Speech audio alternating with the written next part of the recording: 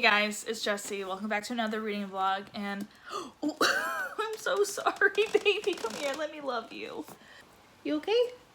You hate me. I accidentally hit him in the face with my book. But anywho, for this reading vlog, I'm reading Girl Forgotten by Karin Slaughter. And this is the first book I'm reading by her, so this shall be interesting. The cover is intriguing to me. It's like so ominous. It kind of reminds me of like, it's giving me Gone Girl vibes for some reason. This book is 390 pages, so it's like almost at 400. It is a big book. So this book follows Emily Vaughn. She's getting ready for prom, and she's an athlete. She's smart, she's pretty, everyone likes her, but she has a secret that she's keeping, and by the end of the night, her secret might not be a secret no more. 40 years later, Emily's murder remains a mystery. Her tight-knit group of friends close ranks. Her respected wealthy family retreat inward. The small town moved on from her grisly attack, but all that's about to change. One final chance to uncover a killer. A U.S. Marshal, Andrea Oliver, arrives in Long Bill Beach on her first assignment to protect a judge receiving death threats, but in reality, Andrea is there to find justice for Emily. The killer's out there. Andrea must discover the truth before she gets silenced too. It sounds so good, and it just feels like a cozy thriller reading day because like it's gloomy outside. So that's what I'm gonna be doing.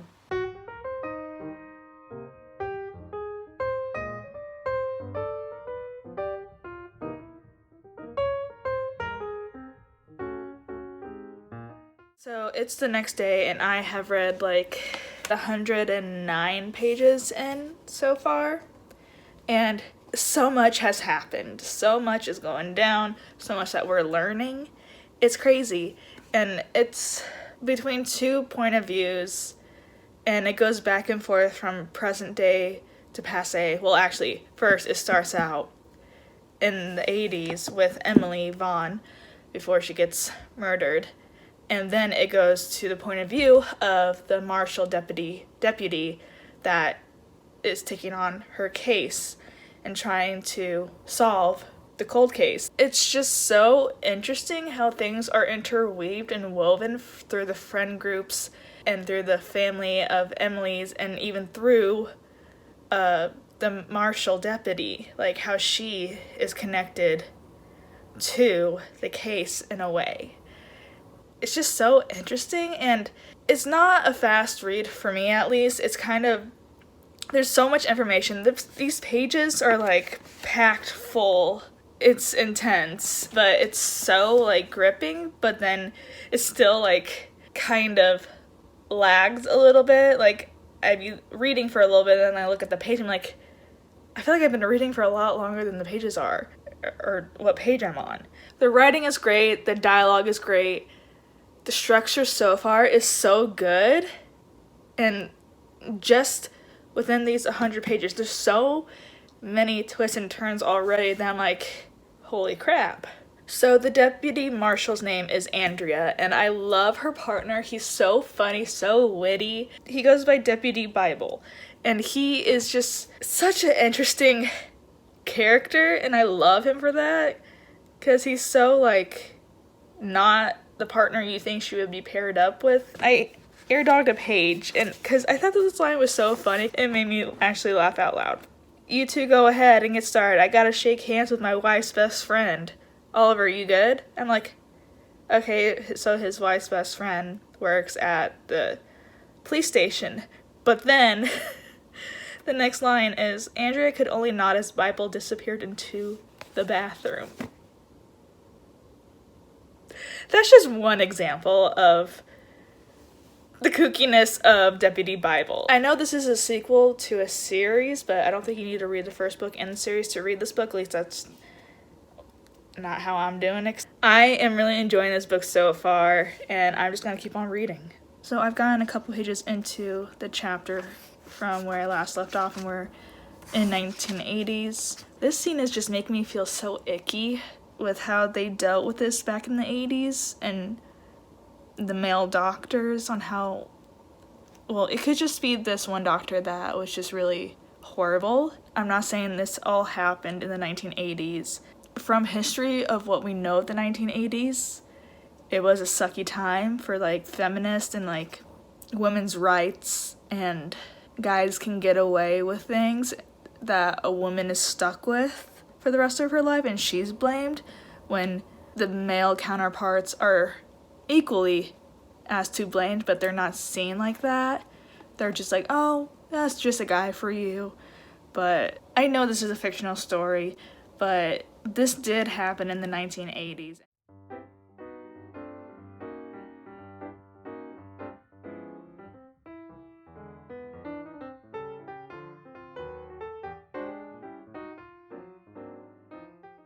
Okay, I can't take this anymore. I just need to read all this. You better work on the different lies to tell your father. I can tell from your examination that you've been sexually active for a very long time. You failed the two-finger test. There's a looseness that I would only expect to see in a married woman. What's her father got to do with this? She don't have to tell her father shit. Think very carefully about what you're planning to do next. Do you have the character to accept the blame for your actions, or are you going to destroy some poor young man's future because you couldn't keep your knees together? Accept the blame for your actions? Tell that to the guy too. Ugh. Disgusting.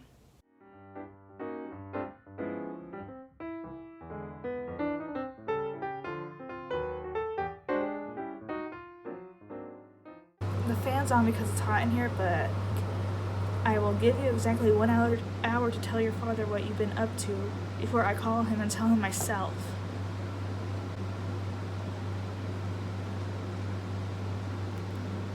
But he said he's lying, Miss Brickle said.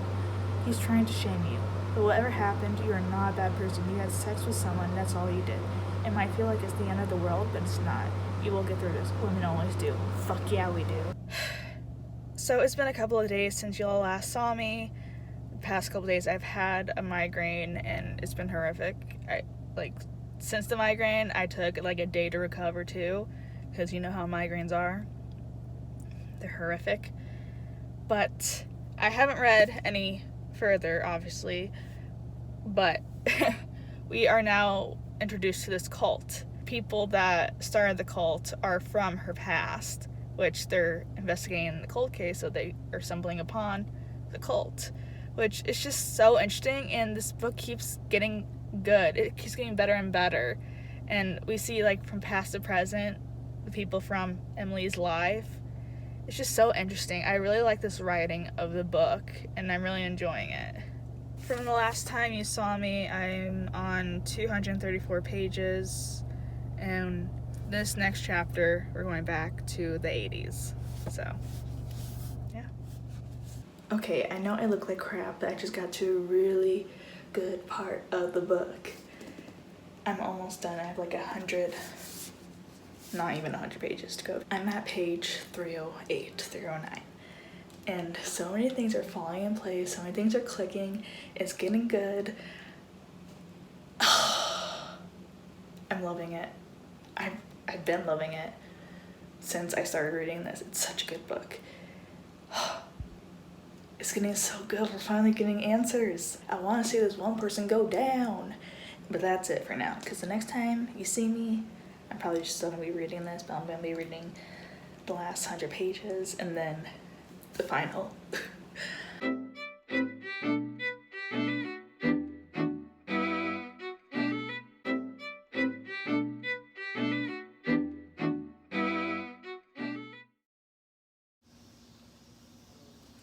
Holy shit.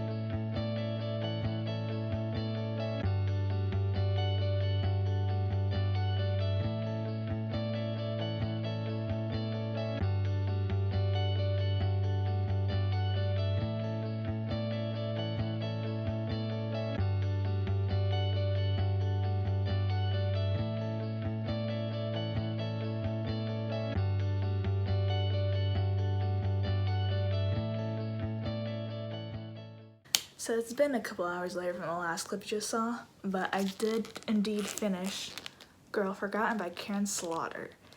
This book. It's so traumatically impactful, if that makes any sense. We follow two point of views, and the first one is Emily's point of view, which is in the 1980s. And then the other point of view is from Andrea, which is the deputy marshal, which is the present point of view, and of the case she is taking on. And we see Emily and how she's dealing with the situation of her secret. And the secret's like at the very first chapter we find it out. But it just shows like how she's handling herself and handling her family situation and like her school situation, her friend's situation. Like, this book shits on Emily so much. She should have gotten so much more credit for how she dealt with everything and just being a teenager. She is so mature for her age and dealing with the secret and how everything happened. Then Andrea, the deputy, she's fresh out of deputy school. She gets assigned to this job of Emily. These pages are so jam-packed full of information, but it's not like in an overwhelming way at all. It hooked me from the very beginning. With it going back and forth between the 80s and present tense, I was rooting for Emily and Andrea so hard. This book, though, is a huge trigger warning of a book. Yeah, the trigger warnings can be kind of spoilery, but if it's like a trigger warning and I haven't read the book, I would want to know the trigger warning. This book involves drug abuse, drug use, alcohol abuse, alcohol use. Am I allowed to say the R word on YouTube? The non-consensual sex, R-A-P-E, yeah. Sexual assault, harassment, bullying, cult, physical and mental abuse from a cult, inappropriate relationship between a student and a teacher, murder, suicide, self-harm, homicide, eating disorder, grandparents dealing with dementia and Alzheimer's, and death of an elderly parent. I think that's it. If there's more, I'll put it in the description box down below, but I'll put all the trigger warnings for this book in the description box below because I think it's really important to know the trigger warnings if we're going to this book because it's a heavy, heavy book. But it's so good. The structure, the writing, the dialogue, the characters. Chef's kiss. So good. Karin Slaughter did a good job of showing the 80s and the dark side of the 80s with how they treated women. And in the reading vlog, you can see me throughout the reading vlog when I'm reading this, you see my face is like, she does a good job of showing that, but I know there's also like good and bad to every era. I loved Andrea's partner in crime, Deputy Bible. He is hilarious. He's like a spitfire. How can you not love him? Andrea and Deputy Bible, they make such a great team. Dealing with a cult and the aspect and everything surrounding the cult really ground my gears. Like, Karin Slaughter didn't need to add that into the book, but it did add so much to the book. It was connecting characters. It was just so like intense and like traumatic and heartbreaking and like beautiful with the family aspect at the end anyways and everything.